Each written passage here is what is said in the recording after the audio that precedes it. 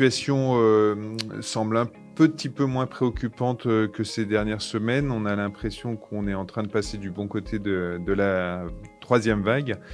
Avec une diminution des chiffres d'incidence, alors qu'il faut prendre quand même avec prudence, parce qu'on fait beaucoup moins de dépistage qu'il y a quelques semaines, donc quand on dépiste moins, on trouve moins.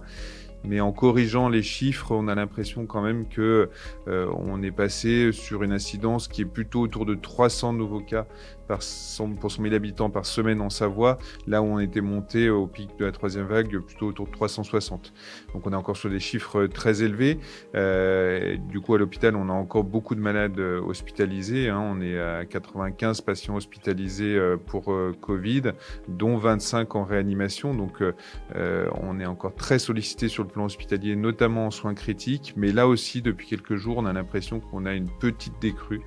Et donc on espère que la tendance va se confirmer dans les jours qui viennent. Alors sur la vaccination, les choses évoluent bien. En Savoie, c'est maintenant plus de 20% de la population savoyarde qui est vaccinée. Surtout, on a une couverture vaccinale qui est excellente dans les EHPAD. C'est pratiquement 100% des résidents qui sont vaccinés. Concernant les personnes de plus de 75 ans, on est à peu près 75% qui sont vaccinés. Et même chez les patients qui sont un peu plus jeunes, on est également sur des couvertures vaccinales qui commencent à devenir significatives.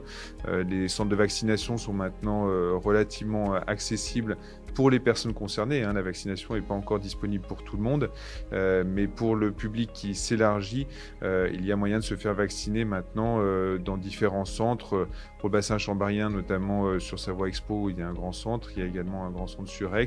Et puis, il y a des centres ad hoc dans certaines communes qui ouvrent ponctuellement.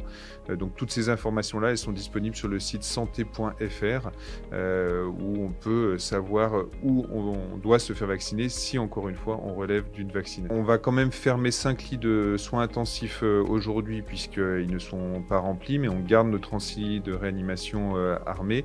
De la même manière, on reste sur une activité chirurgicale qui est réduite. On a reçu la confirmation de la part du directeur de l'ARS qu'on doit rester sur une déprogrammation qui est le plus possible. Néanmoins, on garde quand même une activité chirurgicale qui est non nulle. Toute l'activité qui concerne bien sûr la chirurgie urgente, mais aussi la chirurgie cancérologique, et puis les situations où on considère qu'il y a une perte de chance importante pour le patient, on maintient ces indications chirurgicales.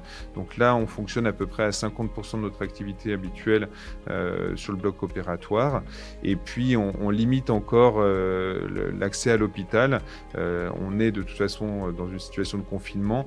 Donc, les visites restent extrêmement limitées. Le message, c'est même qu'elles sont interdites avec une dérogation au cas par cas sur indication médicale. L'objectif, c'est vraiment de limiter au maximum le nombre de personnes qui circulent dans l'hôpital, notamment des visites. Par contre, les consultations, elles, continuent d'être assurées parfaitement normalement, comme hors période épidémique pour le coup.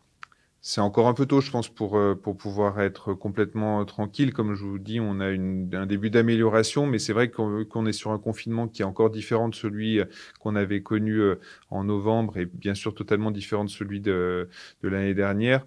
C'est difficile de savoir à quelle vitesse les réanimations et les services hospitaliers vont commencer à se vider, d'autant qu'on a toujours cette problématique du virus du variant anglais qui est très largement prédominant. C'est maintenant près de 95% des infections Covid qui sont liées au variant anglais. Et ce variant anglais, encore une fois, touche des gens plus jeunes, donne des formes plus graves, et donc c'est des patients qui peuvent potentiellement rester un peu plus longtemps en réanimation. Néanmoins, concernant cette problématique des variants, la bonne nouvelle qui s'est maintenant complètement confirmée, c'est que les variants brésiliens et sud-africains sont très très minoritaires. C'est moins de 2% en Savoie, alors qu'à un moment donné, on était à plus de 10%. Et ces variants-là sont ceux qui nous inquiètent en termes de sensibilité à l'immunité conférée soit par le vaccin, soit par la maladie. On sait que ils sont a priori moins sensibles. Le variant anglais, lui, il n'y a pas de problème, il est bien couvert par la vaccination et également par l'immunité antérieure. Donc ça incite clairement à se faire vacciner dès lors qu'on rentre dans la cible vaccinale.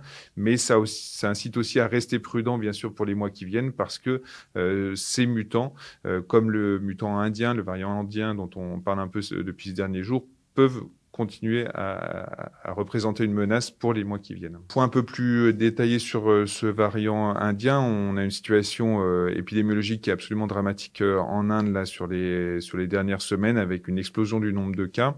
Alors, il est compliqué de savoir si cette explosion elle est uniquement liée à ce variant qui est spécifique à l'Inde ou si c'est lié aux conditions sanitaires qui font qu'il n'y avait pas de confinement jusqu'à présent et que le confinement à l'heure actuelle est relativement peu strict. L'Inde fait peu de séquençage, beaucoup moins que ce qu'on fait en France par exemple, donc on a du mal à savoir exactement la proportion de variants dits indiens par rapport au nombre d'infections Covid. Pour autant, c'est vrai que quand on regarde les caractéristiques virologiques de ce virus, il est sans doute plus contagieux et aussi sans doute plus virulent, et donc ça justifie les mesures qui ont été mises en place ces derniers jours de contrôle des personnes qui pourraient venir d'Inde avec une quarantaine obligatoire, puisqu'on va essayer de limiter au maximum la diffusion de ce virus, de ce variant en Europe et en France en particulier. Il est possible que ça joue un rôle. Alors, c'est pas tant le facteur climatique en lui-même, hein. On n'est pas sûr que la température ou le degré d'humidité de l'air ait une influence directe sur la transmission du virus. Par contre, dès lors qu'il fait meilleur, les gens sont plus dehors. Et donc, on sait que dans le milieu extérieur, pour le coup, le risque de transmission est beaucoup moins important. Donc, c'est sûr que cet élément-là est aussi un élément plutôt positif. En plus, encore une fois, du déploiement de la vaccination pour espérer que la situation sanitaire s'améliore progressivement d'ici l'été.